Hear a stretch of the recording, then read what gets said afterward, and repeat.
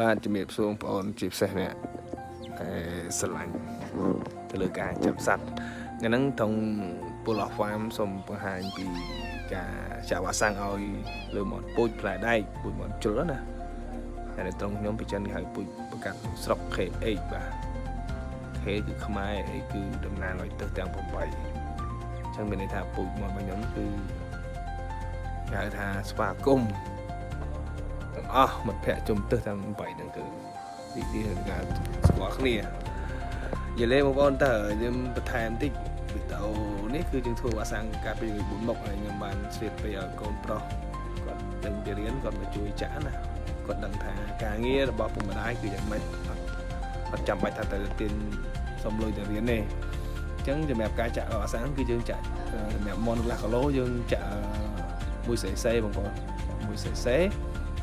មួយមាត់មួយក្បាលហើយវ៉ាក់សាំងនេះការពីជំងឺ4មុខទី1គឺជំងឺផ្ដាសាយទី2គឺជំងឺ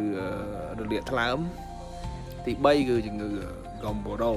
ពួកអារៈឈាមហ្នឹងបាទជាបងប្អូននេះវ៉ាក់សាំងលើហ្នឹងហើយទី4គឺជំងឺអសន្នរោគតែ4មុខហ្នឹងគឺយើងនឹងដបតែមួយទេយើងចាក់វាមួយជីវិតគឺចាក់បានមួយឆ្នាំចាក់2ដងបងប្អូនចឹងក្រោយពីមួយឆ្នាំហើយយើងរំលឹកកន្លះឆ្នាំម្ដងអញ្ចឹងសម្រាប់វីដេអូមានប៉ុណ្ណឹងគឺយើងចង់បង្ហាញពីការចាក់វ៉ាក់សាំងផ្ទាល់ទៅលើសាច់ដុំទ្រូងរបស់មន់របស់យើងនៅពេលអាយុ1ខែកន្លះយើងចាក់វ៉ាក់សាំងរំលឹក4មុខហ្នឹងហើយគ្រប់2ខែឬក៏3ខែយើងតម្លាក់ចោលដីតែម្ដងអរគុណច្រើនបងប្អូនជួបគ្នាវីដេអូក្រោយ